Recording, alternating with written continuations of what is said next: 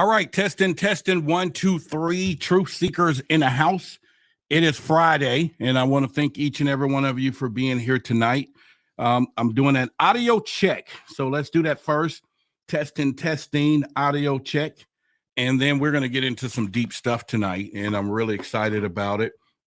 So anyway, once again, it is Friday, and we're going to have a great conversation. We're going to talk about this prison planet theory and some stuff and information that I have that we will discuss tonight, and we'll get into some a lot of things. But first of all, I want to thank you for being here. You could have been any other place tonight, but you chose to be right here, right now. With that being said, I'm going to serve you. So once again, audio check. I'm gonna look over here in the chat. Let me know if everybody is good to go. All right, we sound clear. Good. All right, I'm excited about that and everything else. All right, so what we're going to be talking about, it's going to be from this particular book. And this hadn't been surfaced around. I'll go into it a little bit, but it also goes into Earth being a prison planet, or do we have what they consider a soul net? So I'm going to get into that right about now. And it all goes down to the fact of our souls. And we can always talk about being reincarnated. We can talk about, at this point, are we here, or do we have past lives and all of those things? And the question could be why? Why do we have past lives? Why are we still continue to come back? If you think about the world's population, and you think about if we're coming back and being reincarnated or whatever the correct pronunciation, then we should have a stabilized population. But at some point, we got a population growth. We have an explosion. And so my question for me is, if there's some type of explosion, where are all these, and we're being reincarnated, where are all these new souls coming from? Well, I got a theory here, a hypothesis that we're going to talk about tonight, that our planet is being fed those souls. We have a entity or people that are dropping these souls off, and this is a prison planet. Now we can think about it, because what happens when we look at today, we have all these innocent people who say they live a righteous life and all of these things. But according to this book right here by an alien who was interviewed and who was captured quite some time ago, that this is a prison planet, and all the souls here are some type of criminalistic way. Okay, I know. Okay, I'm not calling you a criminal, but according to what we're going to talk about tonight, that all of the bad people are dropped off here on Earth. So if I'm thinking about my pastor, who I go to church here, or when I did go to church, was over here in Dallas. I wouldn't see him as being a criminal, or anything like that. Or even some folks that I know, period. There's some good people out here.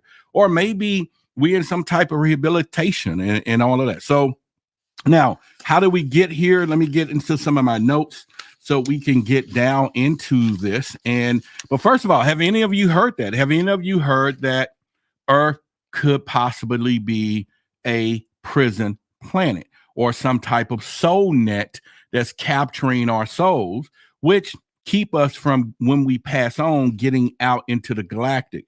Now, supposedly some of the wealthy and super elite knows about this, and they're trying to get off the planet so that their lives could be free of this and coming back. I've think this. Okay, so Nursing the Paranormal said, yes, she's heard that before.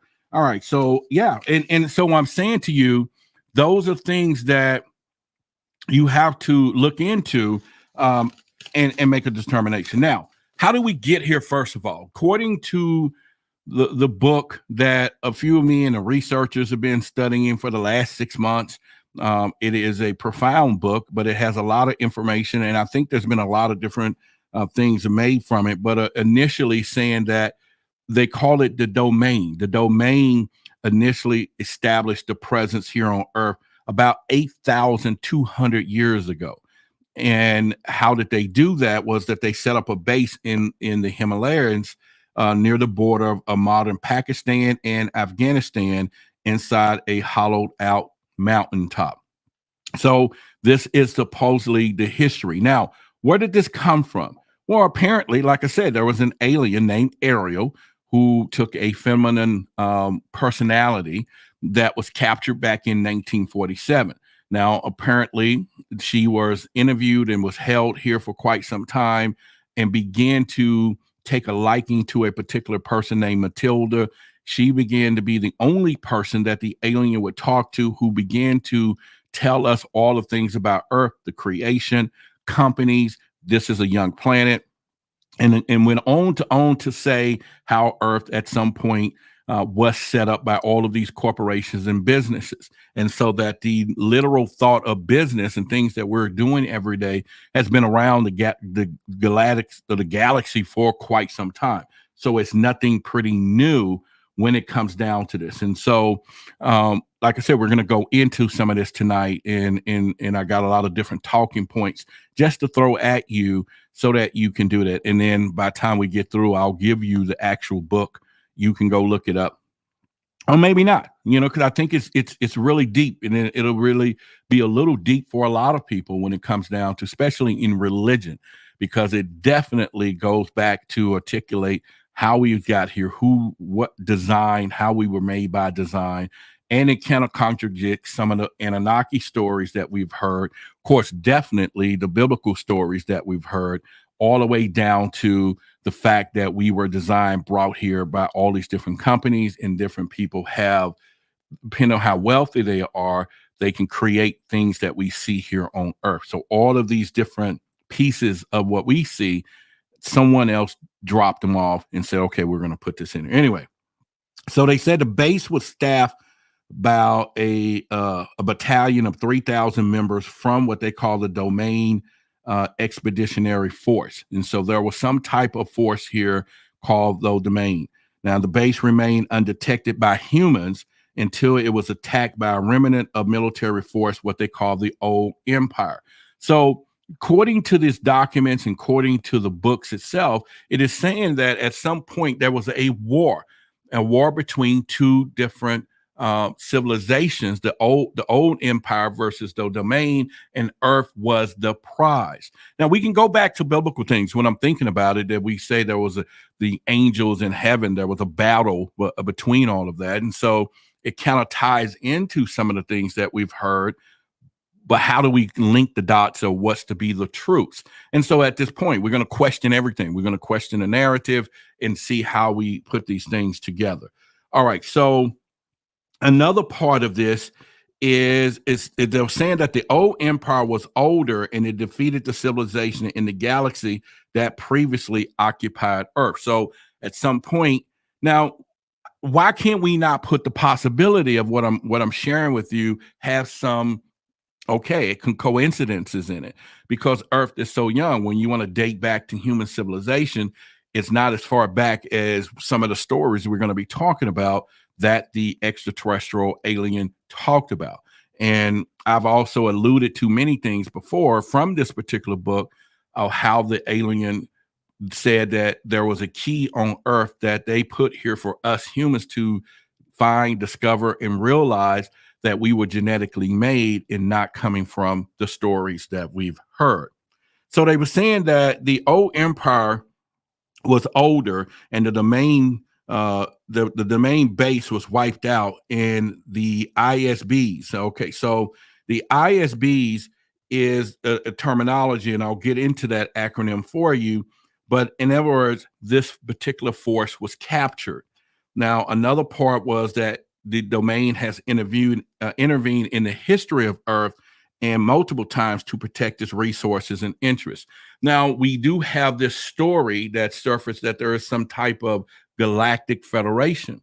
So it doesn't surprise me that I'm going to tie in some stuff. And like I said, this particular book has been coveted among some of the theorists for quite some time, because it is not something that I don't think a lot of us has chose to talk about, because there is some stuff in here. And I think a lot of people will be encouraged to read, but it also ties into modern day stuff. And it's pretty interesting.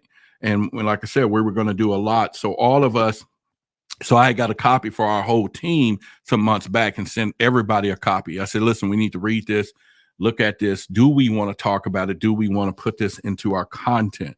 All right. So anyway, they once again, they were saying about 1,500 years ago, the domain began installing basics along the path of its invasion toward the center of the galaxy. So this is quite some time ago.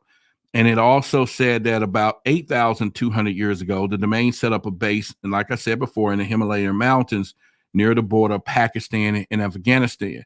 And it's kind of weird because we get a lot of stuff that wars and different things are coming from that area.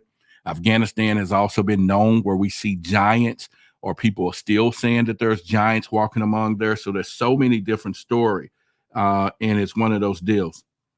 All right, so let me look in the chat. Someone says this is actually a fairly deep topic. Yeah, okay. I thought you were going to say. I thought I saw someone said fairy tale, but yeah, okay. So we're going to get into some stuff here and follow along with me, because this is going to be a good one tonight for us to go into. Now, the domain, like they said, about 1,500 years ago, there was a. Oh, let me go back here.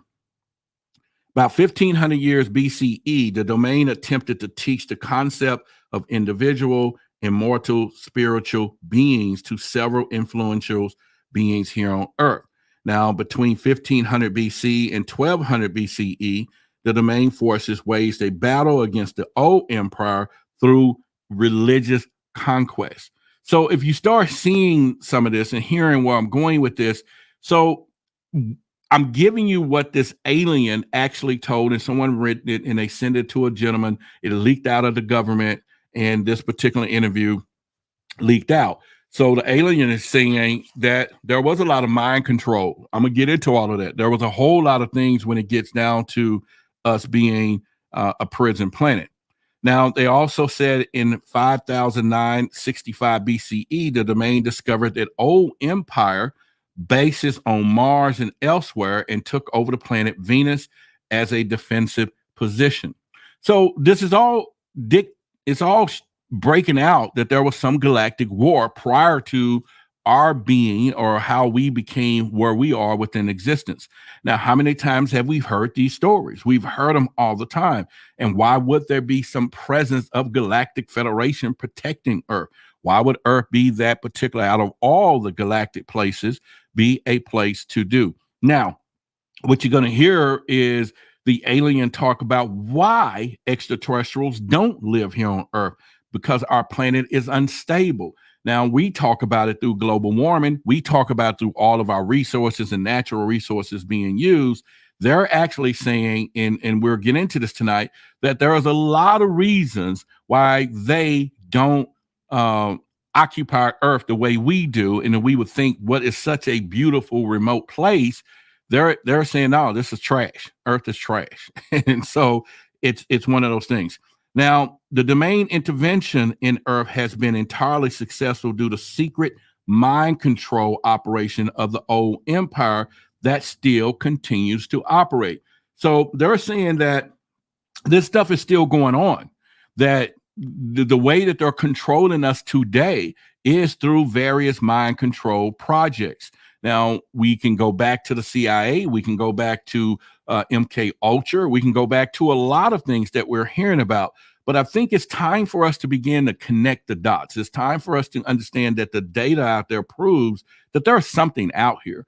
And there's a big reason to why disclosure is being pushed not to come out, because it's bigger than what we think, whether it's technology, whether it's the secret of religion, or whether it's our everyday existence is challenged. I think at the end of the day, it is something much bigger.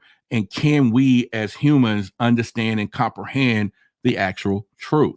All right. So now they're saying that the domain has not been able to develop a therapy to restore memory of ISBs. And so I'll get into in a minute what the actually meaning is in ISBE. So obviously at this point, whatever, because the souls are trapped here, and we go through this particular process that I'm going to discuss, that they tend to erase our minds and send us back so that we don't remember. Now, how can we go into that conversation? How can we talk about this? Well, we can talk about this because there is countless of stories of young children remembering their past lives. And most of us sometimes get what we call deja vu or some remnants of our past lives, but we really don't know exactly what it is. So it could be a breakage between the system that has been designed to wipe it out. So why would any of us take a past life regression? Why would we even have the concept of thought of a past life regression when it typically think it doesn't exist? So we do know. So there's been too many people that have had past life regressions who have been taken back to their past lives, and all of a sudden they have this remembrance of stuff like that. So that could be true. So what is happening to our souls at this point upon us at death? And at this point, where does it go? All right. So I'm not getting into the religious side. Yeah, we can go there. I've been to church. My mom's used to take me to church. So we're going to go to heaven. But what's the idea of that? And so you would think, anyway, so you guys can reference that into the chat from there. So we got a lot of information. I'll give you some details and then give you some references where you can kind of go into the conversation. So let's get into Earth. Earth, the prison planet. This is what has been relayed here through this information, through this particular alien named Ariel. According to the sources provided, Earth is referred to as an alien, as in prison planet where the undesirables, ISBs, which stands for, listen to me, intelligent spiritual beings, are sent. So they're saying that this extraterrestrial, who also was the one who, if you remember some of the stories, had access to the Yellow Book, which was a device that was able to show our past history and future of what's been going on to Earth because it's already have happened or they already know. So an ISB is an intelligent spiritual beings. So the aliens extraterrestrial who's talking in this, who they interviewed, definitely refer to us humans as spirit beings. Now, how many times have we heard that? How many times have we been taught that we are a spirit living within these bodies as opposed to the body itself being the entity of itself? And so obviously at this point, this is what they're saying, or she said, is that we are intelligent spiritual beings. So when you hear me talk about ISBs, ISBEs, then you'll know what I'm talking about. But the side effect to this is that we are the undesirables that are stuck here on this planet. And I know that's toying with some of you who would think that your life is so spiritual, you do nothing. And how do we know that we are not some bad folks? I'm not saying that you are, so don't take it to heart. But have you ever killed an ant? Have you ever stepped on a roach or whatever? And you think, well, I got dominion over them, these roaches, and maybe you've killed something. That's murder in the eyes of the Galactic Federation or the spirit itself, that we're not supposed to do anything. It's not a one of us out here ain't told a lie, or we're not trying to repent ourselves to be better than what we was. So we can't say that the truth is not that this is a planet for undesirable spirits. Okay, so again, just give you thought, just things for you to think about is what she's saying here. And so I'm not having church. This is not a sanctuary, ladies and gentlemen. This is not none of that stuff. So I'm not asking you to go into that. And so if I attack anybody's spiritual side of things, but with this conversation, get the hell up out, because this is not what we're talking about. And I don't want to hear it. I'm just giving you some information for us to have a conversation. Fair enough? Fair enough. And so they're also saying that the aliens, they said the sources claim that Earth has been used, listen to me, as a dumping ground for ISBEs since before 30,000 BCE, and that these beings are typically criminals, nonconformists, and political prisoners. All right, so, all right, maybe we're not criminals, but like I said, what actually is a crime? All right. Is it a crime to look at somebody a certain way? Could it be a galactic crime that we do and think something that we're not supposed to be thinking? Is it a galactic crime, like I said, that mosquito that we sprayed and stepped on that was biting me, and I obliterated this thing? I killed it. It was bleeding and I chopped his life off instantly. Is it a crime for anything that we have been told? And although we tend to say we're going to live a life of righteousness, but what if it's different on a spiritual level and there's just supposed to be some divine love? Okay. And I'm just asking the question. And the question is, how could they consider that Earth is a prison planet for typically criminals, nonconformists, and political prisoners? Now, political prisoners, we all are. We all are probably prisoners of some political faction today.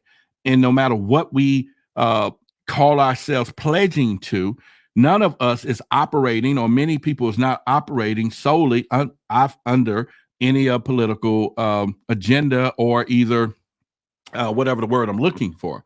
So what is that? And pretty much on that down. Okay, so, and like I said, you guys can go. I know I was about to talk about where I'm stuck. I get it.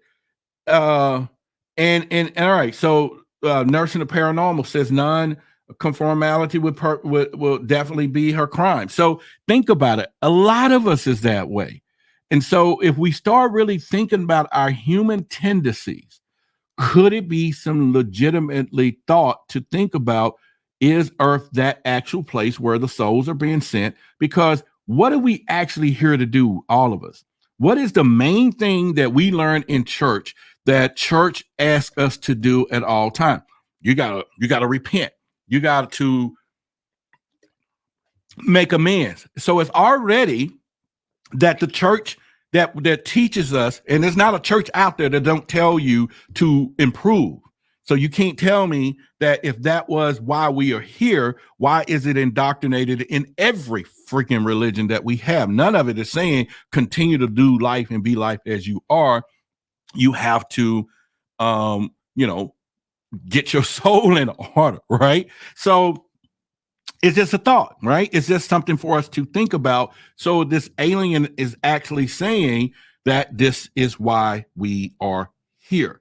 Now, the alien also said that aliens are operating Earth prison system, and they use technology, listen to me, to erase memories of the ISBs. Once again, ISBs is intelligent spirit beings. So they're confirming that we are spirit beings, right? All right, so there's no argument in that. I think we all have been to the point where we have been told that's who we are. So we can then begin to think of the narrative that's been going out here.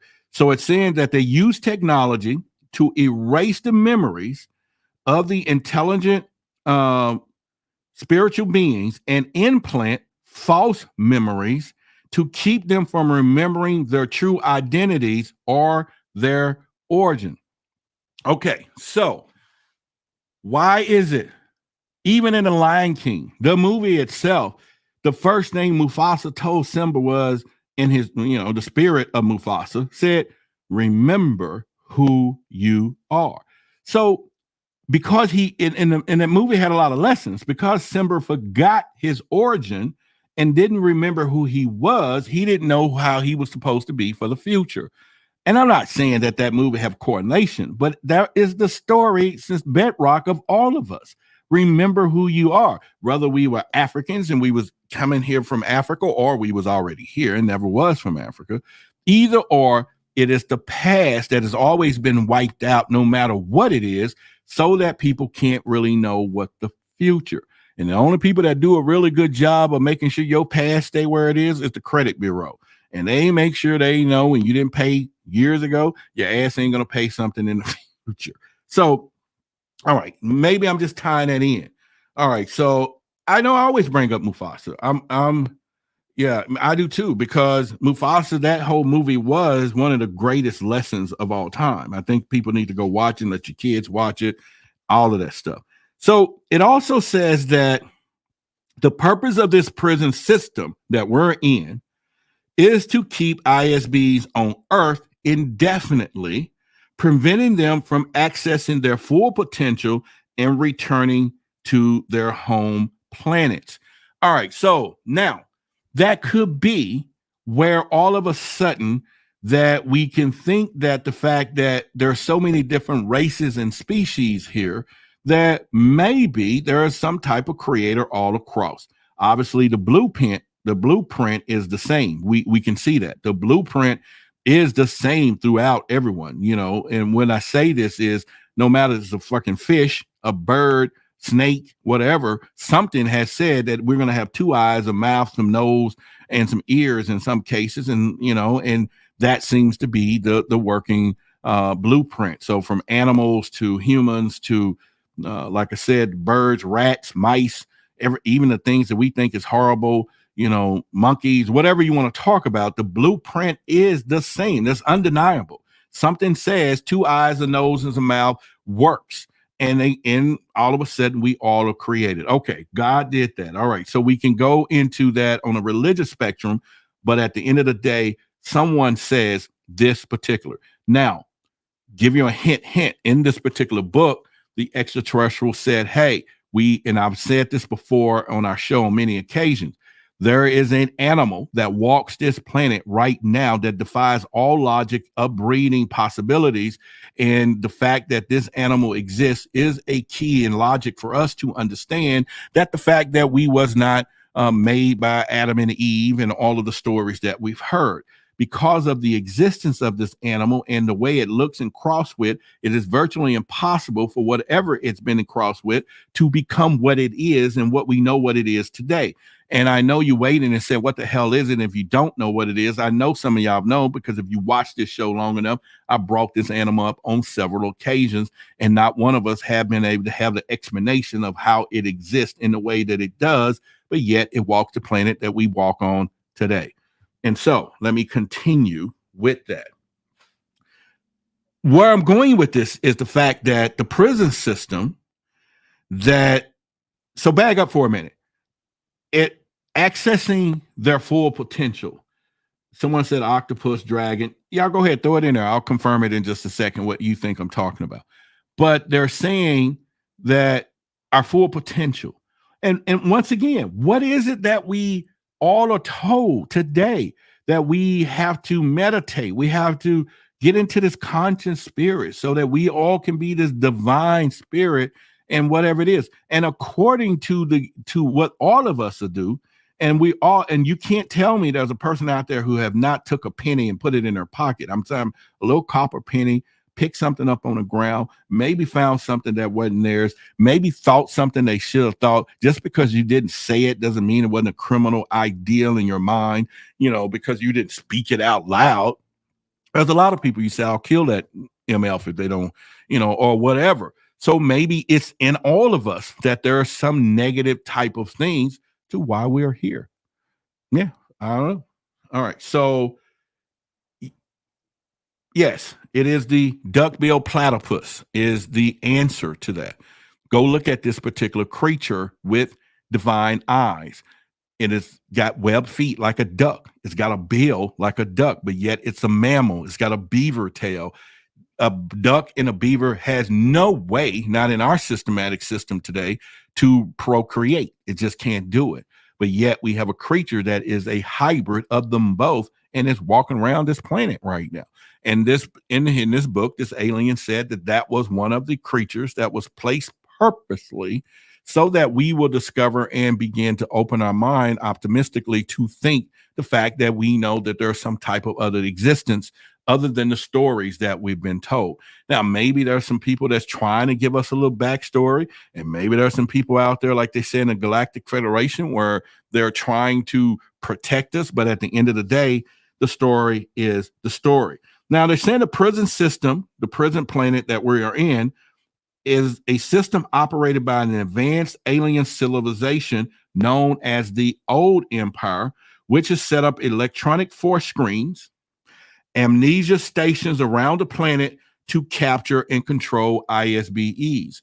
All right, so I don't know the detail about the amnesia stations that's around, but I'm sure there's a lot of us at some point feel, depending on where we are, depending on the energy, depending on whatever, that our mind opens up at certain time to seeing things that we're still trying to figure it out. We don't get a clear thought of it, but could it be the failure of the system? And all of a sudden it replenishes itself. How does it do that? Now, it will make perfectly sense, great sense, if you want to keep a civilization and people in control, wipe out their memory, which kind of goes back to the fact of the pyramid and all of the things. Why can't we all discover what happened to the whole civilizations? We don't know.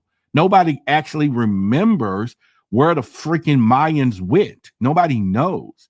Even though we can still walk around this day and thinking that these civilizations didn't exist, but yet we got Atlantis, we got all these different remnants in some documents and books of stories. But at the end of the day, most people are not around to remember the fact that where exactly did they go? We know the calendar stops. We know that the Roman Empire, which has a Colosseum and all this stuff, and we got technology, and now we hear about the pyramids and how they was positions for certain energy in certain places, and people talk about this stuff. But at the end of the day, where the fuck did all of this stuff come from? Is the thought and question that we still really can't really truly answer. And I am wary of anybody who says they know the true answer. I'm not saying people can't put pieces and puzzles and dots together, but at the end of the day, I believe myself that some of the truth that this and there's a lot of stuff we can talk about out of this book. And like I said, my team and I, we've been congregating on this or thinking about it for over almost 6-7 months. Should we open up the Pandora's box on this stuff? And you will find this to be in a lot of these people in ufology, because this is one of these areas that you just kind of like, you know what? All right. So the prison system, like I said, is Earth status as a prison planet is enforced through So let me get into this. So how are they keeping us here? How are they keeping people in check on Earth? Well, the planet is enforced through an electronic force field.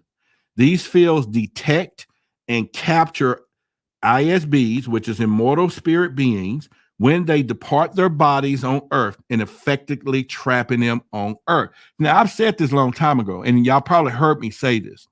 There was an undercurrent of the elites, like Elon Musk. A lot of these people have always been trying to get off the planet because they felt that if they died off the planet, they have now passed through the soul net itself and their spirits are actually free. We have said that. There's been a subtle conversation throughout ufology for quite some time. But the fact that we're talking about, and let me back up, there's also been stories of people on TikTok that have started to see the net itself, right? They was like, and it's not the fact, we're not talking about chemtrails and all that. We're talking actually people have seen it. So you've seen some subtle conversations about it where they talk about it from there. Now they're saying that the amnesia stations located on Mars and Earth, these stations are used to extreme electronic force to brainwash, once again, the immortal spirit beings, erasing their memories and implanting false ones. So now we can think about false memories if even the past regressions was false. What if that, or how would they do that? How would they want, and why would the reasons be? And then you also start thinking about people like Jeff Bezos on Amazon when he was valedictorian speech and he says, I'll see you in space. And you're like, how the hell would he know that at 17 that he's going to be, okay, yeah, we got a dream as a dream, right? He had a dream. He didn't have a freaking clue that he's going to be one of the wealthiest men in the world. Did he? Or did he knew it from the past and say, I want to make sure I'm born? Because think about it. If you had the possibility, your soul is going to keep coming back. Why don't we continue to build wealth and make sure that you are infused back into your family lineage some kind of way to make sure that you now 30 years later take the helm of something you built 100 years ago, because it's yours, it's your thing. I'm not saying it's possible. I have no clue when it comes down to that, but it's something from there. All right. So the other part of this, they're saying that the long range electronic thought control, that this technology suppresses individual thought and reinforces the illusion of an earthly existence. I don't really know how to go deep into that. But if this is the objective of the old empire for humans and the souls that are here, And like I said, and maybe we all consider and give it some thought. How is it that we're thinking that this is a prison planet and that everybody here is some freaking criminal of some type? And like I said, who actually can be profound innocent of anything today? I mean, you can raise your hand. I'm thinking there's a lot of people walking around feeling that they are holier than thou, or they are now totally the good of good. And I'm not saying what we determine is a criminal, whether it's a still, whether it's somebody done hurt somebody, shot somebody. What if the one smallest thing is a criminal as a spirit being? A spirit being supposedly be pure, but maybe you had a bad thought. Maybe you said something negative about somebody. Maybe you said something different about this person. Maybe when somebody was walking, you just looked at them and said, "There's some ugly ass shoes," in your thought. Maybe that is too much to not be criminalistic in a spiritual world, right? So we don't know that, but once again, we all are sitting here every day trying to, and been told through every books of religion to improve and make sure your soul is not wherever at some point, which also could be the objective that they think. What if our soul reaches ascension that people talk about in the conscious community, where we are free? Maybe we are pardoned off this planet, and that is the reminiscence of heaven. And the fact that we keep coming back here could be the reminiscence of hell, or you're going to burn in hell, but really burning in hell is our everyday life where we are.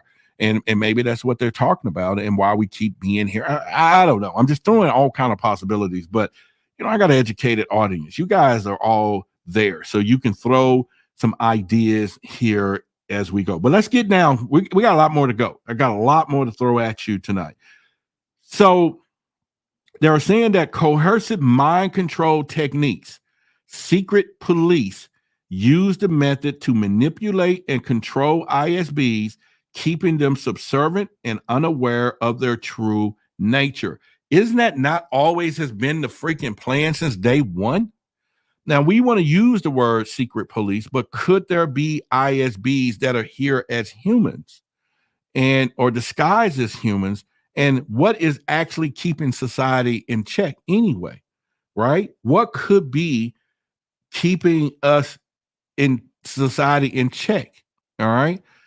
In a little while, I'm going to open up the phone lines. I'll put a link up here in the chat for some of you to hop in on the call with us tonight, but to give us your thoughts. But let me go back to say this.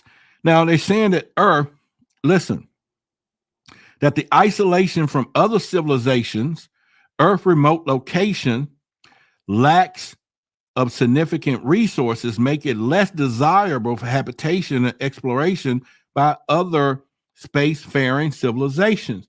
So in other words, our primitive state, our resources, our technology is so freaking lacking that nobody wants to stay here. Now, doesn't that make a little thought in your mind to why we have not seen the presence of extraterrestrials and they just fly by? It's almost like a neighborhood that in your neighborhoods or where you live that you just keep driving. You tell everybody else, don't stop there. Them fuckers will rob you. Don't buy a house in that neighborhood. What if we're that place? What if Earth is that place in the galactic people saying, keep away from those crazy folks? After all, we kill people. We got wars. We're blowing folks up in the name of whatever. We're doing it today. And is it that we're barbaric? Maybe so. But anyway, so they're saying that Earth is also an undesirable planet for habitation because of these reasons. So I'm going to give you a list of reasons that this alien, told the CIA, told everybody, told Matilda in an interview that here is the reasons why this is a badass planet. And some of the stuff that I'm going to read to you is also some of the things today that we are on a quest as humans to try to improve. Maybe because it's the truth. We probably know these things. Let me throw it at you so we can kind of go into pretty much this. Unstable and hazardous planetary conditions. Earth continental masses float on a sea of molten lava, making them prone to cracking, crumbling, and drifting. The planet is highly volcanic, and subject to earthquakes and volcanic explosions. The magnetic poles shift rapidly, and which results in tidal waves and climate changes. Let's think about that just for a minute. Why would an alien come to the conclusion, or extraterrestrial being or another spirit being, that our place is very uninhabitable? Think about it for a minute. Just use your thought where I'm about to go.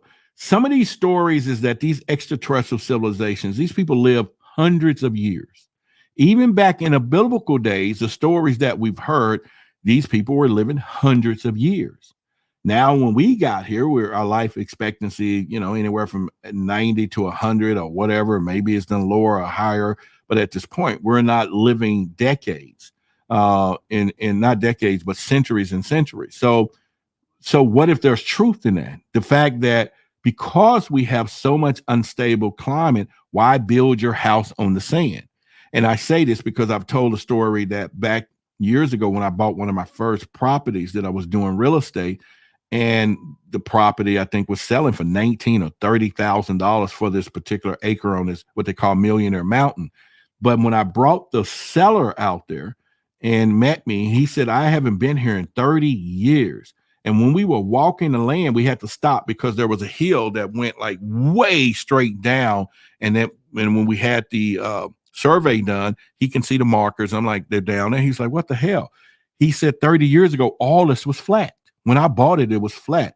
And I'm like, really? So could imagine that you built your house there 30 years ago, that it's, even though now this thing was selling, and I ended up letting it go because I was feeling like, oh, this is going to be some erosion done. And it did have what they call escarpment. So there had to be an engineered foundation for all the houses in that area. It sold later for $100,000, and I missed out on that. But what I'm saying is, just within 30 years of him not seeing it, it dropped off. So imagine 100 years. Imagine you living 300 years, and all of a sudden climate change, volcano activities. Would you then build a house here on Earth if you knew that if you were going to be here for thousands of years, that your place is just going to be decimated? It's not going to be worth the damn, okay? So those are things there. So let's look at that. Another part of this was that is saying that the lava, the planet is volcanic. I just said that. And we're talking about tidal waves. So we talk about tsunamis all the time. We talk about how did Atlantis sink, and we talk about, they're over there, the Andreas Fault down toward California. We talk about earthquakes. We have all of this shit is happening all the time. How many stories this year that there's some type of earthquake in Indonesia somewhere, or tsunamis, and all of these things that are just wiping out population that was built. Obviously, we should have known some of these places are built near the water, near places that are getting wiped out. And then you have this thing of a house. There's people right now on this call that has a house in what they call a 100-year flood. Why would you do that? Or why would we do that? Well, because we don't care about 100 years, but obviously an extraterrestrial would. Let me keep moving. Heavy gravity, dense atmosphere. Earth, heavily gravity and dense atmosphere make it treacherous for navigational purposes. We already know that. So, and how do we know this? Because there's been more freaking alien aircraft crash because they get caught in Earth gravitational pull. Yeah, that's how they crash here. Somehow, whatever it is, they're not prepared for it, or at some point we shoot them down. But how would an advanced technology that travels freaking through all these galaxies get over here and it crashes? So obviously there are some that with technology, obviously there could be a situation where they're like, don't pass by Earth, because if you do, you're going to crash. Again, this is part of the theory of why we're a prison planet. We'll get back into that. So let's see what you need to do to get your soul off this planet when the time comes. All right. They're also saying isolation. Earth is a heavy gravity planet with a heavy metallic soil and a dense atmosphere. This makes it treacherous for navigation. The fact that The alien, now this is what the alien said in quote, the fact that I'm in this room as a result of a flight accident, in spite of our technology of my craft and my extensive expertise as a pilot, is proof of that. See, I didn't even read this part to give to you, for I alluded to it before. So the words of the alien, and this is the alien Ariel, was talking to the people, to our CIA and all the people, is saying that in spite of their technology, in spite of whatever, she said that the fact that you all are having a conversation with me is the result of a flight accident, in spite of our technology of my craft, and supposedly she was an expert pilot. That is proof of these facts. There's something here that why they're crashing makes a lot of fucking sense. A lot of fucking sense, right? Earth is inherently unstable, subject to numerous catastrophic events that makes it unsuitable for permanent settlement. All right. So they're saying, or she's saying, most aliens don't want to live here because they can't make this a permanent settlement. Now, she said that the continental land masses float on molten lava. I said that already, causing them to crack. The planet is largely volcanic. I talked about that, prone to earthquakes. The magnetic poles shift radically over every 20,000 years, resulting in a devastating tidal waves and climate changes. Let's think about this. We hear stories of the Great Flood. We hear stories of all of that, but yet she's saying there's something that happens in our magnetic pole shift every 20,000 years that makes everything shift. And we're going through that stuff now. There are stories of all of that happening right now. And so it is crazy when you look at this from there. All right. So next, she said the planet is heavy gravity, dense atmosphere, treacherous for navigation conditions. Numerous global climatic events have occurred throughout Earth's history, including volcanic eruptions, asteroids, and war. And these events have caused mass extinction and devastation in the planet's ecosystem. So it's not like we don't know this or somebody hadn't told us. So what is the other theory? We are destroying the planet. That's all we hear. This is what we hear from abroad. This is the stuff that we hear from other places, that these earthlings are destroying the fucking planet. And so why wouldn't they have a concern to say we want to do that? All right. Let me go back here to kind of break some out. Okay. You may ask me, okay, so how the fuck we get off this planet? How do we get off the planet? I'm going to go through what the alien said this, okay? This is not in the spiritual books, although it could be stolen and put in spiritual books. The alien told the people, here are some ethical and scientific principles for transcending Earth limitations. Do y'all want to hear that? How do we get off this prison planet? The alien gave 1, 2, 3, 4, 5, 6, 7, 8, 9. Wow. We're going to go 10. All right. So let me know if you want to hear that. I can get away from it because it may mess with somebody's dogma of spirituality or their religious factors and everything else. Or you might say, oh, this came from the Quran. Oh, no, this came from the Holy Bible. Maybe they stole it all. Who knows? I'm just saying, do you want to hear it? We talking about your souls. The fact that this is a prison planet and that we're trapped here, and that this is a place where all the these spirit beings are sent here because got issues. And immortal. So the immortal, of course, meaning we live forever. So that is something that we want to do from that standpoint, right? That is something that we want to put some stuff together. All right. Y'all do want to hear it. All right. So let's go from this. Number one. It says that, let me go. All right. So the ethical and scientific principles for transcending Earth limitations. Number one, she says recognition of the importance of the spirit. Now, this is the alien saying to us, the scientific paradigm that focus solely on energy and objects in motion through space is incomplete. Human efforts to transcend Earth limitations must acknowledge the the power of the spirit and its role in creating and sustaining existence. I don't know what that means. Okay. And maybe you do. And maybe we could tell each other what that means. But I don't know, and I'm not going to claim to know. And if you want to go that route, we could. But at the end of the day, it's just saying. So I'm going to read that again. All right. Some other people are saying some stuff that y'all know.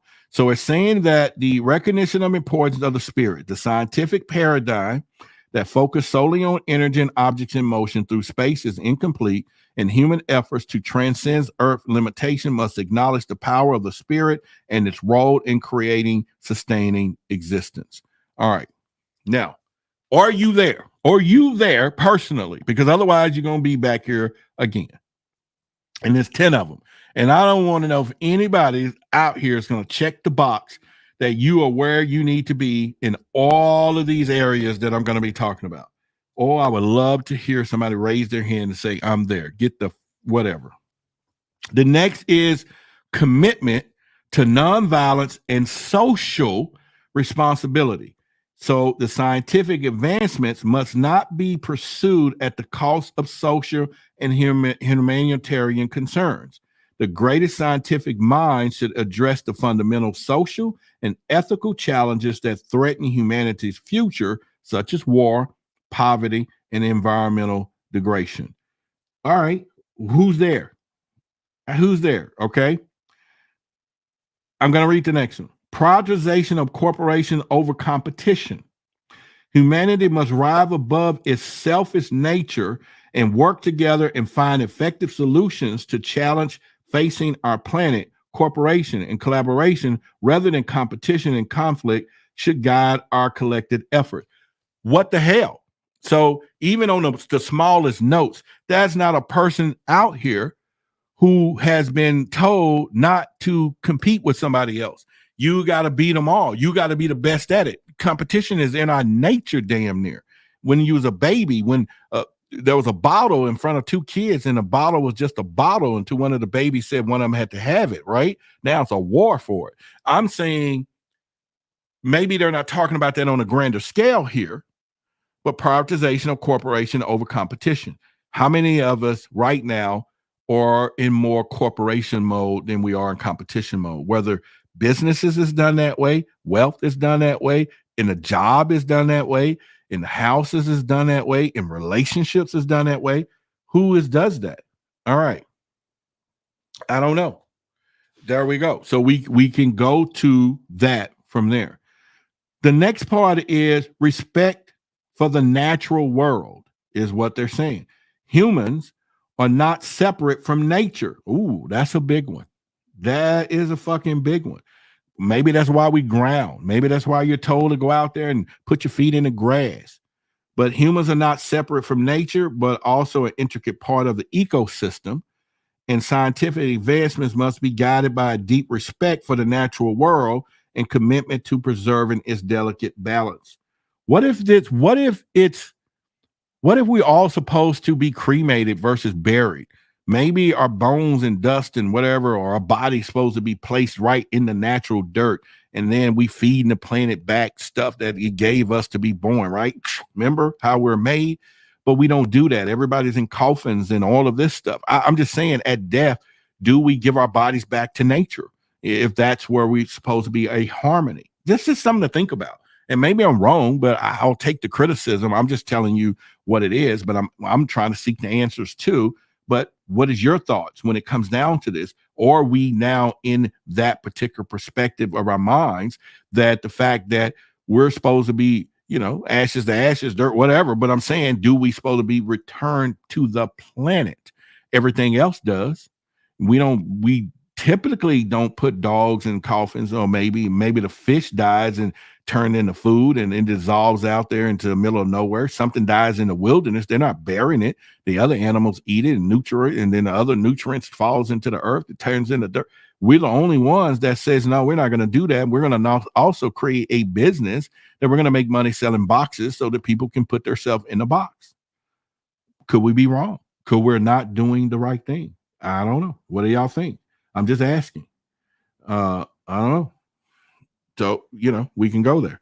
All right. So once again, it says respect for the natural world. Humans are not separate from nature, but as an integral part of the ecosystem, scientific advancements must be guided by deep respect for natural world and commitment to preserving its delicate balance. We hear it in everything. There's supposed to be this zen of balance. So anybody check the box for that? Are you there? Or have you already checked that you're a prioritization of corporation over competition? Are you committed to nonviolence and social responsibility? Everybody can't say that you're, how many of you have said anything about anybody, anything, posted anything, or maybe replied to something? Maybe, we're talking social. I'm just using social media, but what just in everyday life?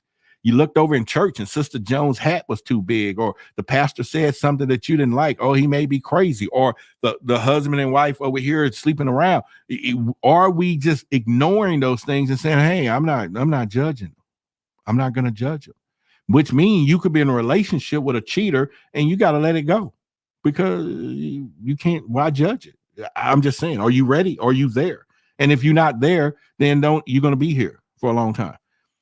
Avoidance. The next one is avoidance of dogmatism and openness to new knowledge. Scientific inquiry should not be confined by dogma or rigid beliefs. Scientists must be open to new knowledge and perspectives, even those that challenge their existing understanding. See, what is Neil deGrasse Tyson? I used to watch him in the master class. And one of the things that stood out to me the most, he talks about dealing with people, that you want to stay away from people who their ideology can't be or can't evolve, or their thoughts can't evolve. And what he meant by that was, let's say you have a person, and there's a lot of you like this, and I'm not pointing fingers at you, but if these fingers can touch you and you feel them, then I could be talking about you. But I'm not, because I'm trying to get better. I got social responsibility here. But yet our souls are here and we're on this planet, prison planet. We just may be or whatever. But he talks about that the fact that when we talk about things, or a person that, let's say all your life you have been told that something was true. And then all of a sudden you come to the knowledge of something that you've been told all your life was true, but it's not true.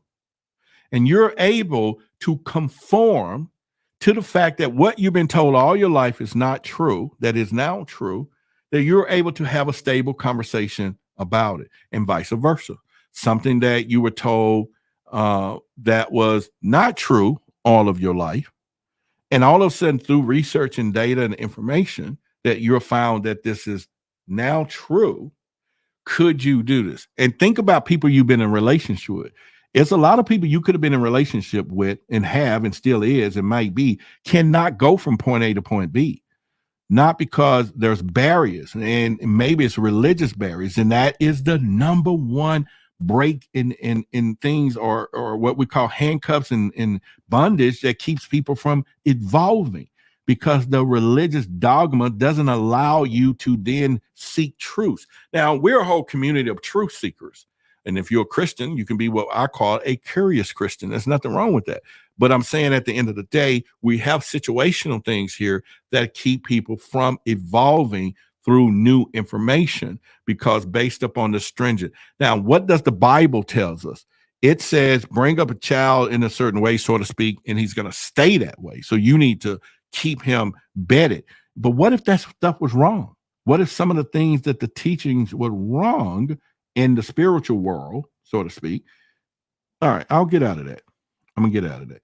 So another one is empathy for the suffering of others. Bullshit. If everybody said they go by this. Ethical considerations should not extend beyond humans to encompass all sentient beings. And scientific advancement should be directed towards alleviating the suffering and improving the well-beings of all creatures. We can stop right there, although there's 4 or 5 more. And I will continue because you just want to hear it.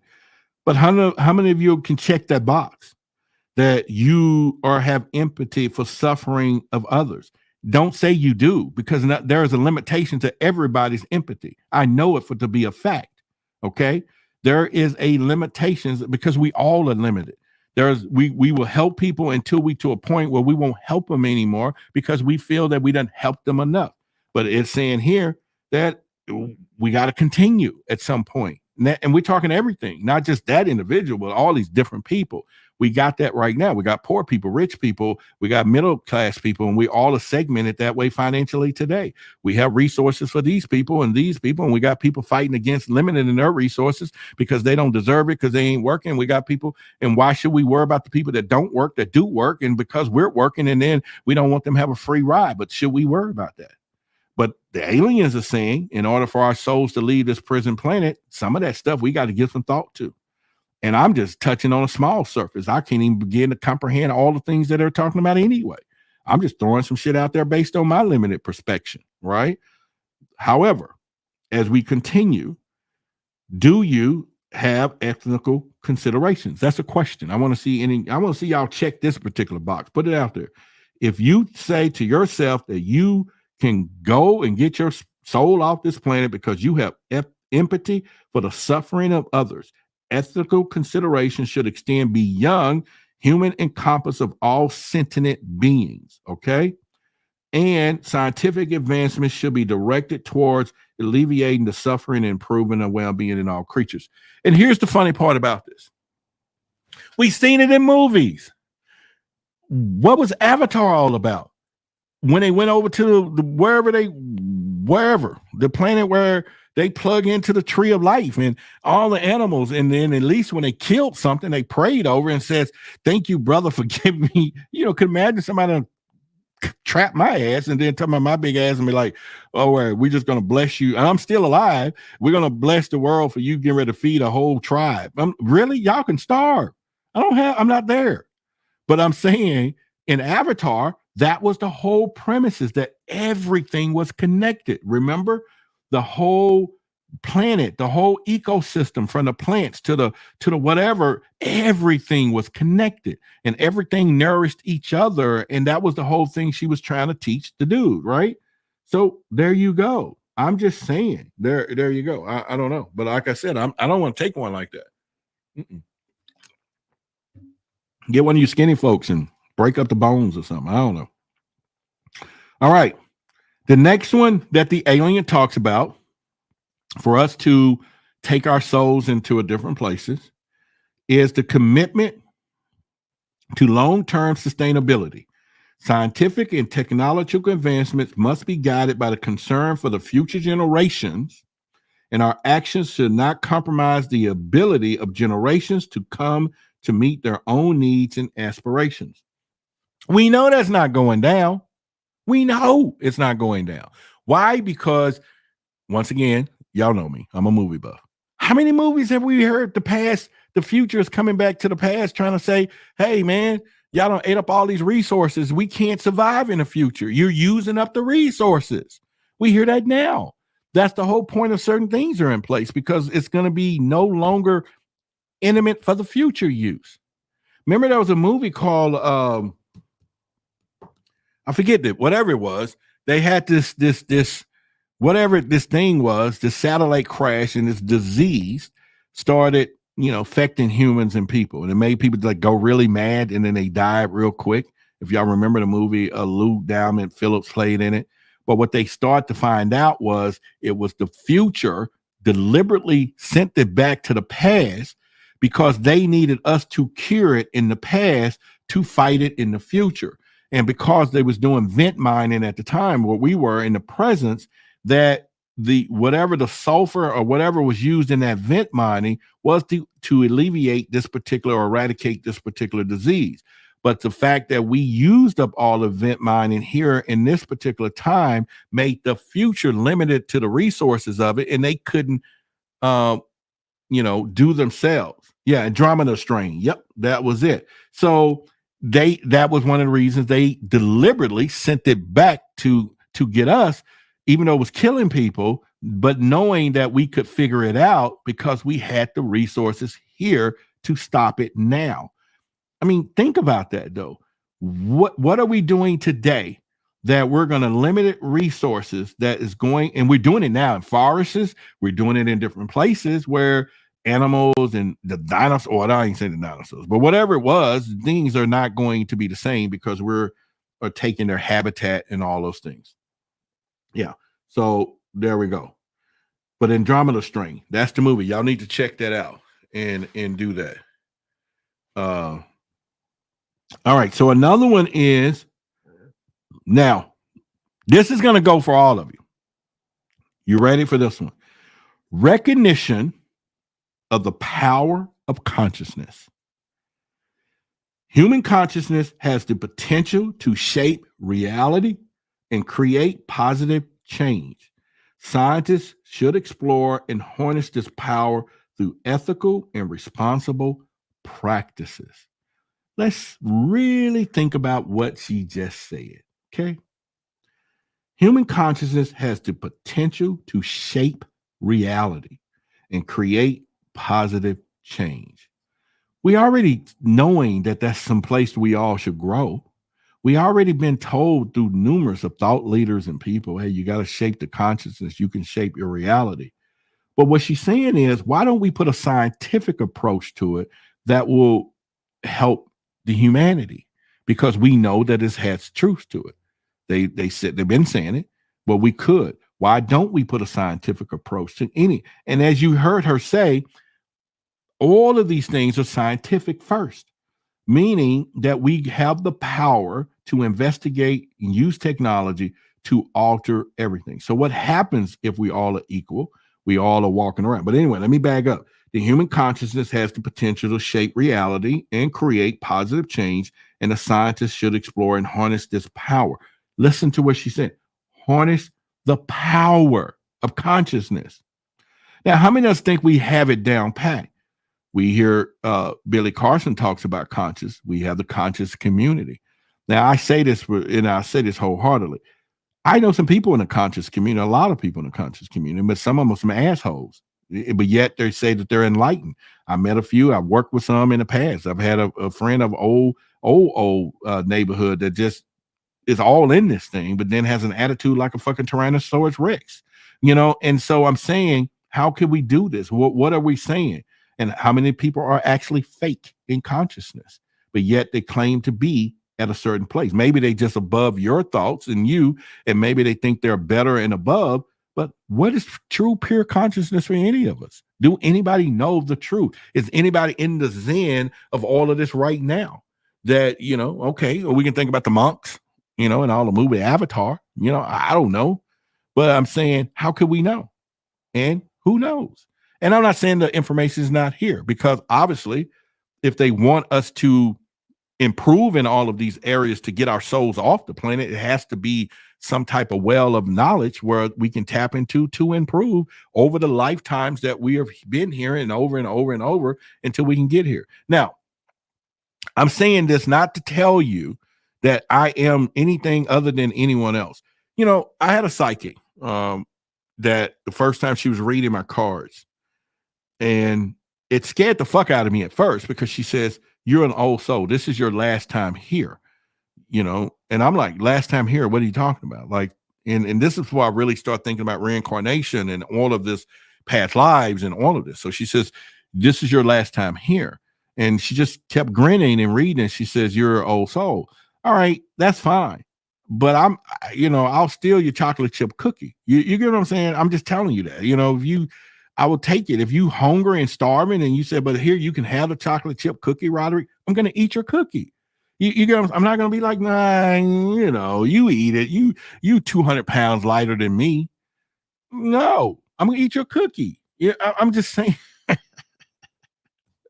I know somebody finna attack my ass right now and say I'm this and that because I said I'll steal your cookie. All right, what if I said the $1 billion or something? I don't know, but I'm just saying, I don't know personally if my soul is, if I'm walking down the street and there's $100 laying on the ground and I see a homeless person walking down the street heading this way, yet he's probably about 30 minutes down, well, I don't know, maybe he's 3 blocks down the road, that I'm going to sit here and say, no, don't pick up the $100, because here's a homeless person coming and it's for him. But then I walk off and the wind blows and the fucking $100 blows up the thing away from the street where he wouldn't have seen it. Was that mean I missed an opportunity? And maybe the universe was saying he didn't deserve to get it, because I'm just making some shit up. But you get where I'm going with nothing just happens. So I'm not there. I'm not there. So I'm not there. So I'm just telling you. All right. So LaDonna, oh, David talking, ooh, whose cookie you're eating, Rod? You get what I'm saying? I'm just saying that this is where we are as people and individuals. And Rita talking, I'll pick that $100 up, not in a dirty way. I'm there. I'm just saying, y'all stop. I'm staying on point tonight. I'm tired of getting complaints. So y'all talking about, we get off and I'm talking about other stuff. I'm just staying on point tonight. And not that I care, and I do care about what y'all say, as long as it's not the truth, right? But anyway, I'm just saying, and if we do jump, I'll let everybody know, okay, y'all can get your asses off now. Topic is changing. All right, so here's another: ethical use of advanced technology. Now, we know this is some BS. As human develop advanced technology, such as artificial intelligence. Listen, okay, the alien, listen to me closely. This was back in 1947 that this interview took place. 1947. The alien was already talking about artificial intelligence back then. Now, I don't know when the existence of artificial intelligence came into existence. But what we do know is it's here and it's growing at a rapid pace. Oh my God, a rapid freaking pace. All right. And I'm telling you now, there's going to be some artificial husbands, artificial wives, and they're already making artificial sex organs and all this crap. Somebody is going to be replaced. All right. And it's going to be AI, because you're going to be able to program. Fuck that. I'm just saying, be careful. You better be the best you can be human wise. And could you imagine that it's part of the transition to get your soul off the planet that you have to be a better individual to the other individual? I don't know. But anyway, as humanity develops and advances technology such as artificial intelligence and biotechnology, see, it is crucial to establish a clear ethical guidelines to ensure these responsibilities use and prevent potential harms. We got potential harm. We have potential harm right now. We got cloning, genetic modification foods. Y'all tripping. Okay, y'all talking about the artificial spouses. Won't work. Yes, they will. They won't talk. They're going to work. They're going to work. It's going to be, I'm telling you, you get an artificial wife or husband. I'm just telling y'all can, it's already replacing people now. Everything, jobs, it's getting ready to get worse. These things is growing at a rapid. I deal with artificial intelligence every day when I'm working with stuff, and I just ask it as though it's an assistant or a best friend, and it talks and tells and gives some fucking good advice. It really does, and give you some stuff to challenge. It's almost ridiculous. And if you hadn't seen the latest of Gemini, and if you'd ever heard of that, go check that fucking thing out, because Gemini, they got a video that all of you need to see, that this thing can see. Yes. The guy put a yellow piece of paper in front of this damn thing. And the Gemini AI said, you have a yellow notebook paper in front of me. It wrote a squiggly line. He said, you just wrote a squiggly line. The AI is seeing what he's doing. He turns around and turns it into a duck. The AI said, you just drew a duck, and the duck is located at this blah, blah, blah. Okay. He painted the duck blue. The AI laughed. Ha, ha, ha.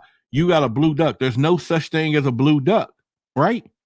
He comes back and he gives a toy duck and put it under the camera. And the AI said, oh shit, it is a blue duck, and start explaining this stuff to this dude.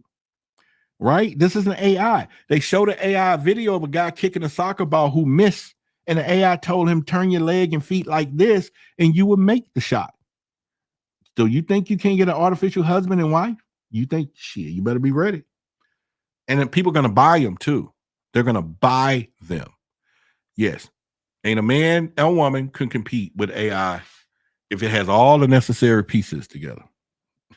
I'm just telling you. Maybe not in our lifetime. But anyway, pursuit of knowledge for the benefit of humanity is one of the last ones here. Scientific advancement should be driven by the desire to improve human conditions contributed to the collective and advancement of civilization. We're not doing that shit. We're not doing it.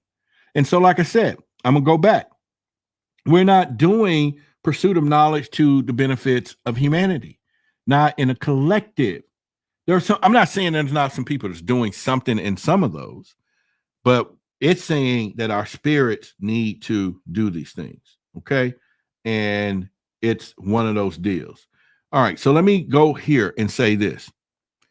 I just read off 1, 2, 3, 4, 5, 6, 7, 8, 9, 10, 11 ways that we can ethical and scientific principles for transcending Earth limitations to get off this planet, to get your soul back into the galaxies, for you can be an immortal spiritual being, which is what we all are, is what the alien said. Why Earth is a prison planet for criminals, political prisoners, and non-conforming spirits, which everybody's damn near non-conforming. Everybody on this fucking call listening to me have presented themselves as non-conforming at some point, whether you are against or rebel for something, whatever something you're supposed to be or wherever it is, we have all done that. So we're prisoners here. We're here. So judging by this and judging by the good book, there's ways that we need to repent. To whom? To now, and even after repent, 99.9768231 people still don't follow all of the principles. They just think we do, right? And like I said, if you have repented to the Lord and you killed a roach, you have murdered a spirit being. You've killed before. You're a killer, right? I know I'm messing it up now. Y'all be like, this nigga crazy. I'm just saying, you've killed before because we all have. You know, the broccoli, but maybe it's part of the earth. But some people, you know, not vegetarian, but I forget what they call them, that they believe that fruits and vegetables is alive, fruit or whatever. They don't eat them because they're alive. The planet, that plant was alive. Correct me, but I'm just saying there's those things. However, I'm gonna go back over them just quickly, and you see if you check the box. I'm not going to go into detail. I'm just going to read. Recognition of the importance of the spirit. Check the box or not. Commitment to nonviolence and social responsibility. Can you connect and check that box? Prioritization of corporation over competition. Can you check that box? Respect for the natural world. Can you check that box? Avoidance of dogmentation and openness to new knowledge. Can you check that box? Religious keep that shit in check. We know that for everybody's religion.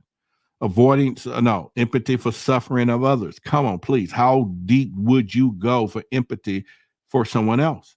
Period. Commitment to long-term sustainability. All right, what are you doing to contribute to this? Recognition of power of consciousness. We all think we're going there at some point. Ethical use of advanced technologies. Can you say that you are there with this at all? Period. Pursuit of knowledge for the benefit of humanity. Can you say? So I'm saying, damn if we do it, damn if we don't. Maybe it takes us lifetimes and lifetimes and lifetimes to get to a point to where we are able to ascension. Maybe that's it. All right.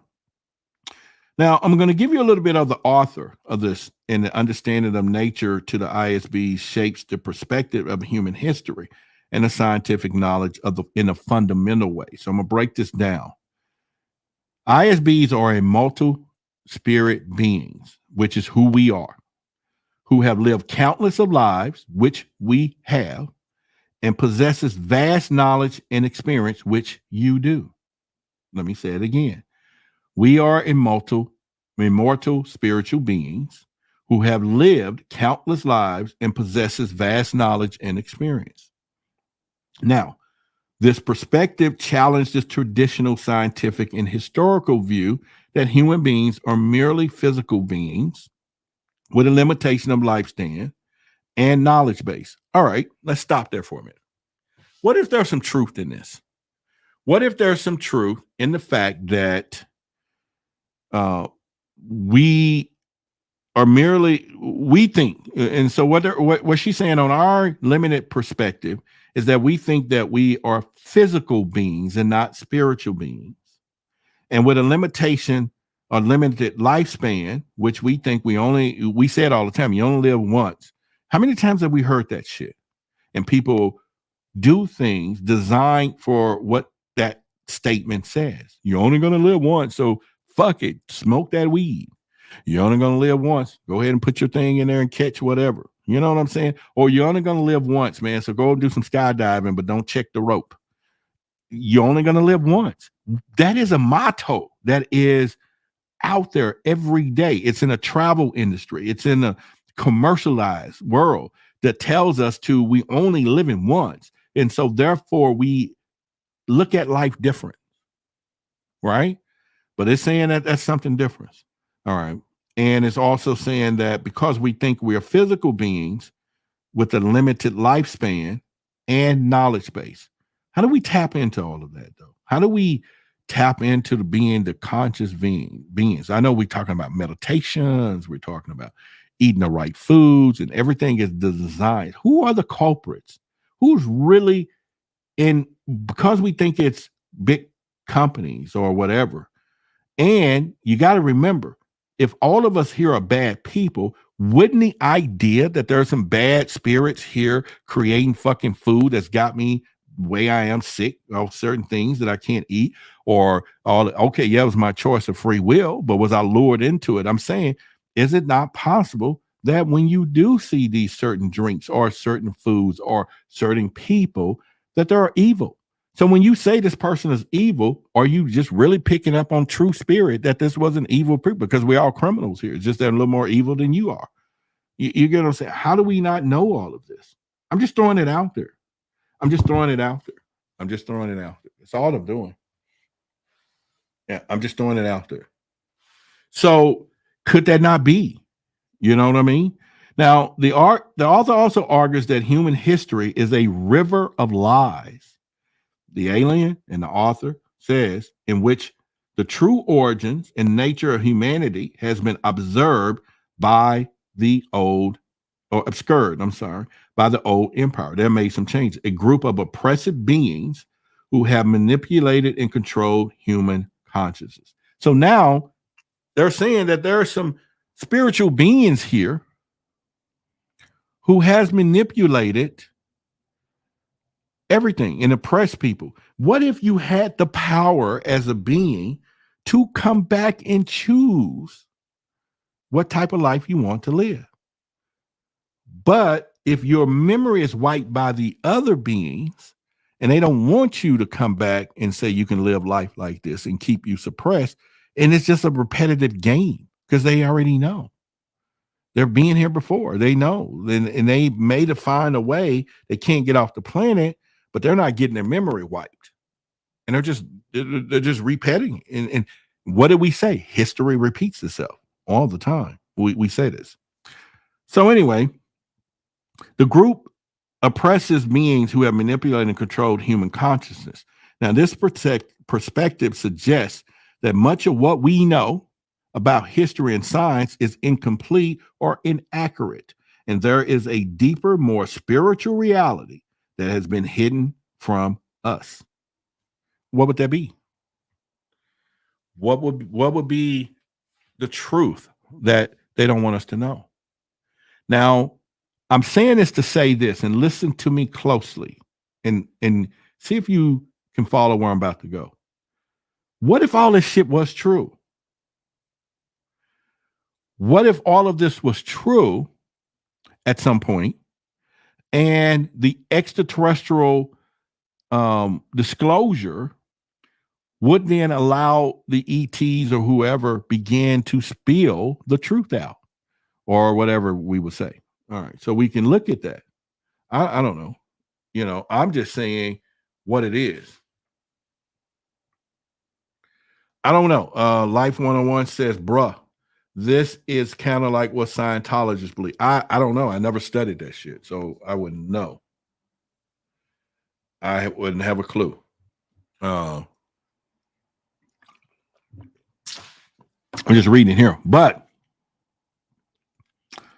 what happens, again, is if we knew history and science is incomplete and inaccurate, could we heal diseases or people heal themselves? Because there's some people say we can just meditate and move rocks and all this kind of stuff. We can do stuff. I don't know. Now, the author also believes that scientific knowledge is limited and incomplete because it's based on physical senses and ignores the spiritual dimensions of reality. Now, this perspective suggests that scientific knowledge is only a partial understanding of the world, and that there is a higher order of knowledge that is accessible to those who can transcend the limitations of physicality. Now, that, ladies and gentlemen, is some powerful shit. That is some powerful shit, because at this point, now, if I brought value to you tonight on what we're talking about, there are several ways you can support the show through Cash App there on the bottom, $, Why the Big Secret. So if I brought some value, show some love tonight as we talk. Now that's partially the information. Now I can put if we can stay on topic and we're not, going whatever, I can put a link in the chat for those who might want to hop on screen if your camera and whatever mic is working. And I'm not going to leave you up. I'll just bring you up, say what you want to say, bring you back out. That way we can bring people in and out. If you don't want to do that, that's fine. If you do want me to put the link, just say so. If you want to support the show tonight, you can. There it is across the screen. Cash App is Why the Big Secret, $. And I wanted to talk about this tonight because now I'll tell you what, next week we're going to be talking about the eclipse. Okay. We're going to get into details of what's going on there. We're going to have a show. I'm going to try to get a couple of guests for next Friday night for that, because I think it's time to get, as we're getting closer. I may even do something here in Dallas, since this is supposed to be the spot. It's going to cross over. We got our cameras and we got everything. We'll do some filming, for the audience. We'll probably, do some filming for the audience. We're already ready. The case is here for us to, hit the streets of doing what we're doing. I think it's here somewhere. But anyway, yeah. So, remember we have our action cam so we can get out, get on the streets. This is our little action cam that we can do. I keep it all right here. I've been walking around talking to people already. And then we have our, Pocket DJ 3. Yeah, so we are now getting the stuff that we need, content. So I'm out talking to people. It's kind of cool. But what I'm saying is we might set something up here in Dallas so that we could observe the eclipse that is coming. So I may do that and create a place for all of us to do. But anyway, let me look here and see. So do y'all want to? All right, let me go through the chat, the chat here a little bit and see what we can do.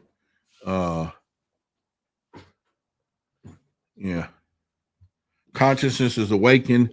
Yeah, nice camera. Yeah. It's I want to thank everybody who helped out with this, especially during my birthday. I ended up getting the creator's camera, not the creator, but the plain one. But I got some other stuff. We make this thing work. I'm just so pleased and blessed with all of y'all help in all of this. And it's just time now to get out there on the streets and really do it. So I've been doing that already, and pretty much. So once again, we're done tonight. We can stay here and talk a little bit, but if you need to go, it's time for you to go.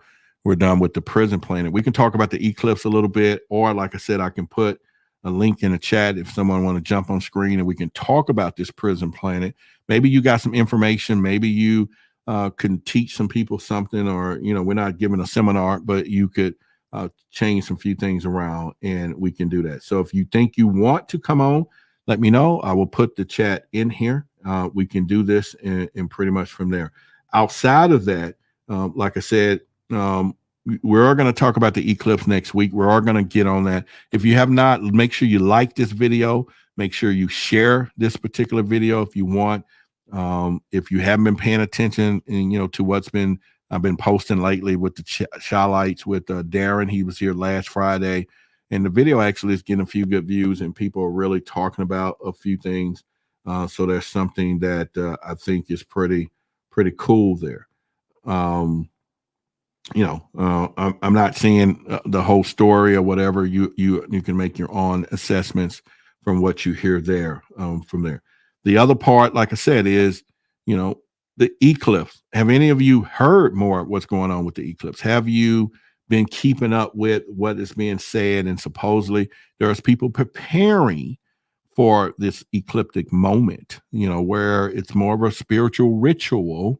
And then there are some people saying, oh, hell breaking loose, you better stock and get groceries and pray and all of this. So there's two sides, or maybe three or four sides of this thing that's out there. And so I just would love to understand what your perception is when it comes down to the eclipse that is coming in April the 7th. But it's supposed to travel down this way through Texas. And so there's something that we're going to be able to do, and pretty much. But all right. So outside of that, I just want to thank each and every one of you from there. Nobody said you want to come on, so I'm not going to put the line. Yes, they're telling us to stock up. Yeah, okay, but yeah, they're saying those things. I think they're pretty much telling people to stock up on stuff, and you never know if it's a commercial thing, right? Where they're really just saying this to get people to financially buy stuff, or is there some truth in the fact that Houston, we got a problem, maybe something is coming up? I'm not really for sure what's going on. Yeah, and we can do that. Yeah, I'm not worried about it. Like I said, I'm 2 point enough. Come on, where we could. I'll talk. Okay, hang on. Loden said something. Let me. All right. So, all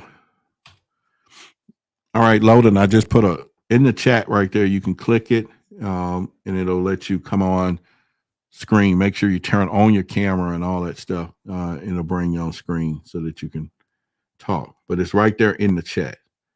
Yeah, they said all that stuff when Y2K, man, when I was young, that was Y2K was 24 years ago, and all hell was supposed to break loose. We were going to go back to the Stone Ages and this, and it was just panic, and all they testing the systems. Computers are going to stop everything, technology, and all of this. And once again, humans are resilient, and that was not the case. And so we put that in there. RN Deaver says, I'm wondering why they're saying to stock up, but never once said what we're hoping does not happen. Some kind of warning, huh? It's all good. I think I don't know. I really don't. But if you want to create mass hysteria, no better way than start it with fear, right? So of something that people don't understand, and pretty much from there. But there we go again. Now you see why the aliens don't want to stay here, because we got so much shit going on, and so they're not doing it. All right. So once again, I put in a chat. I think Loden said he wanted to come on, or he or she. I don't know if it's male or female, but anyway, it's in the chat. So if you click it, then you can come on from there. And as always, I'm gonna say the funny thing. I want to thank nobody for that I didn't bring value to you tonight, so that you said, here's value for doing what you did tonight. But that's all right. This is how we support the show. But it's all good. That's why I got to have a plan. All right. So yeah. Anyway, no camera in private, please. Thank you for the response. Private 3. What do you, I don't know. Okay. Well, that's cool. Ain't no biggie. And he's a male. Oh, he's a male. Not I'm a male. Okay. No problem. Thank you for speaking for Logan. For Loden. I'm sorry. 347. Yeah, they say have a 2-week supply of food. That's what you're saying. I'm not down with all of that, so I'm not really for sure what's going on from that, pretty much. And so I think it's one of those things to really think about if you're going to worry about this, whatever's happening there. But first thing, just get your souls in order. As the thing says, where you can get off the planet if you're going to get off this planet, and pretty much, and we can do that. Does it have something to do with the devil's comment? I don't know. Anyone want to refer to that? Anthony saying, does it have anything to do with the devil's comment? I'm not familiar. I really haven't given a lot of thought to the eclipse because this is not the first time. We had one this year. I filmed it, and so, but this one's supposed to be so special in alignments of everything and everything else. But it's like I said, people had the tendencies are making these things become a serious reality of some sort. And so I just think that we have to think about that when it comes down to it. Let's see what else is going on here. All right, so we got 100 and something folks in here. Nobody want to join on camera? Good Lord. That's cool. That's cool. Nobody want to join on camera or anything. We got 100 and some folks. So make sure y'all hit the like buttons. All right. Make sure we hit the like button. Is this the last one for a long time? I don't know. Nursing the Paranormal says, Jay, they're telling us food, water, gas in the vehicles. All right. Yeah. So listen, but I talked about that all the time about having emergency gear. Remember, I've told y'all regardless. So if you're going to have something for 3 days, then the emergency bags and all that, I just I'm telling you, I done been to 2 emergency preparedness meetings in the last month and a half. And I'm not saying that our community is not there, but I will say that the number of people that I think should be there is not even happening, folks. It's not even happening because we're just not there. And I think it's something that we should be able to do. All right, give a shout out to Faye there, and thank you for the contribution. Appreciate it. And appreciate it. So she's the first one. First, all right, there we go. Don't make her the last, but she's the first. That's cool. Nothing wrong with being first. Appreciate it. So I'm saying that, I talk to a lot of people about preparedness all the time, and I'm shocked that we don't really look at it as much as we should. And just for stuff like this, and I got my prep bag. I'm not running to the store. I don't have to go being prepared. Now, you're right. If you're going to be moving around, you want some gas. Since I'm not going to go anywhere, I can buckle down for 3 or 4 days. I got the food, I got water, and don't get me wrong, I'll buy a few things next week before groceries.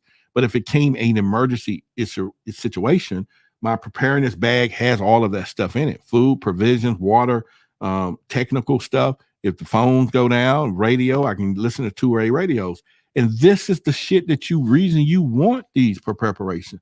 Now, you can't just get any bag. People sell you some shit that don't work, and you get this massive produced dollar store items in these bags. So the one we deal with are more professional and prepared. But this is the exact reason of stuff like this. It's not because of the emergency in itself. It's the way that other people are going to react to whatever they think is going to happen that you need to be prepared. What happened during COVID? Because people were so worried. Toilet paper, for crying out loud, became a run on fucking toilet paper. And how many of you wipe your asses that clean anyway?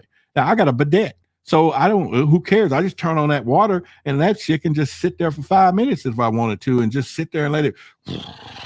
But everybody was running to the store for fucking toilet paper because people said it was a shortage on toilet paper. So imagine whatever is a shortage on ramen noodles for some reason. I don't know. But I'm just saying to y'all that this is what happens when it comes down to a bidet. I'm sorry, I said bidet, but I know I'm going to be corrected like a motherfucker. Bidet. But I'm saying this is the situations that we could get into when it comes down to this stuff. You want to be prepared. That's all I'm saying.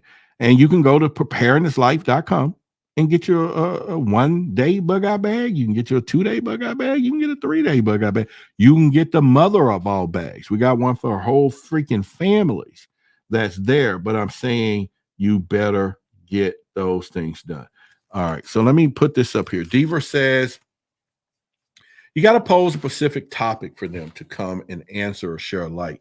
Did anyone ever have an interesting change, occurrence, experience during an eclipse in the past? What do you mean? Pose a specific topic for them to come on. Well, why don't you, Diva, help me and come on and pose the question? How about that? You can do that. All right. So, yeah, you can kind of throw that out there. Ramen noodles. All right, ramen noodles. Is it a shortage, but the show stash? Let's see. Let's hide that one. She says it was a shortage, but shows who didn't have a stash of toilet paper. I'm telling y'all, it's crazy. You could do that, but yeah, you can do all of those things. I think it's pretty much just being prepared. Is all I'm saying. You can do that. I'm asking them right now. Click the link, people. Oh, she said click the link if y'all want to come on the show. Yeah. All right, there it is right there. I just put it again. I could pin it at the top, but there it is. I just put it again, and we can put. Yeah, I can kind of go from there. All right, so yeah. So outside of that, like I said, it's preparation is everything. You want to be prepared for all of this stuff, because if you're not, then this is the situation that we're in when it comes down to this, is that there's not people being prepared for an apocalypse and all of these things. So if we are, but like I said, I'm going to do justice for our community, and we're going to go deep into this eclipse stuff. And probably, like I said, next Friday will be the night to do it, because we'll be coming up pretty soon on it. But I think if we go really deep into it and get some people trying to explain, but like I said, I'm not here to tell you it's the end of the world, and we know it. I'm not saying that, but there are some conversations out there just like it's going to be that. Take your money out the bank, and like we're going back into the Stone Age. Jay says eclipse, either it's a EMP or whatever. Who knows?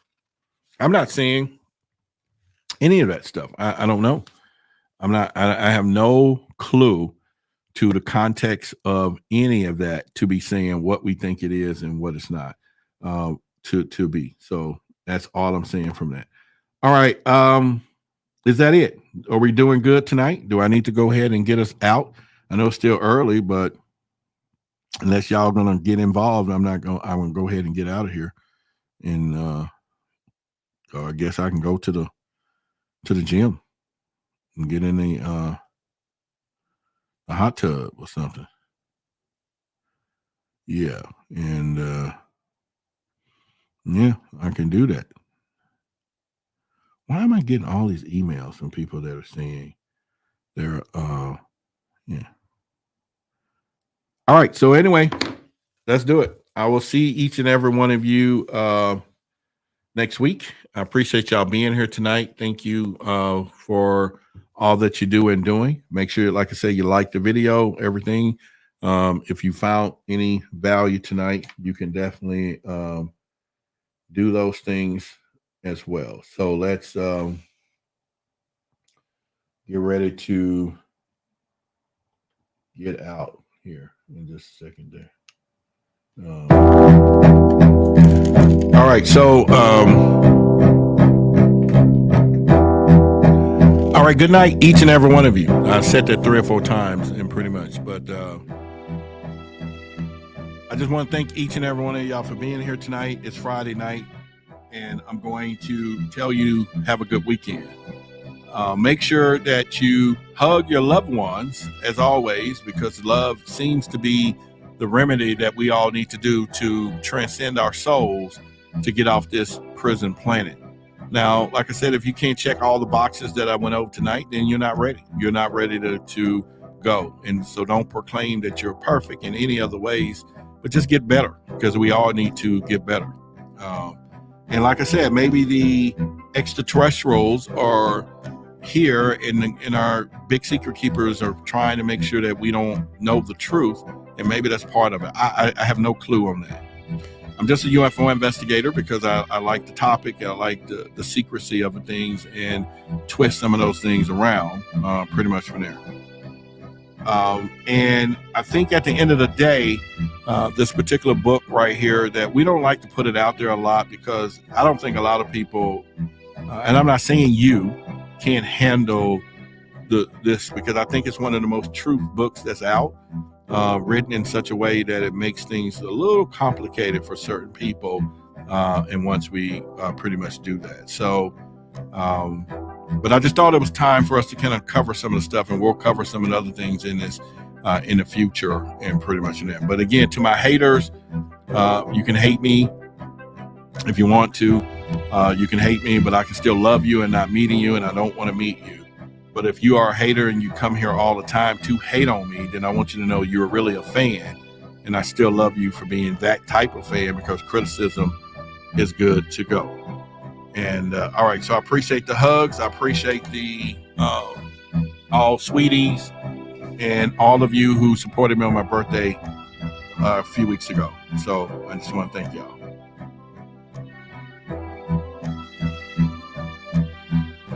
Why did Ruby shoot Oswald?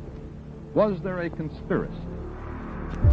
In a world shrouded in darkness and obscured by deception from the big secret keepers, a burning question ignites in the hearts and minds of truth seekers. Why? Let's dive into the abyss of the unknown. Challenge the limits of our understanding. This bizarre sequence of double killings raised great questions. Who actually fired the shots that killed Kennedy? Pierce the veil of secrecy.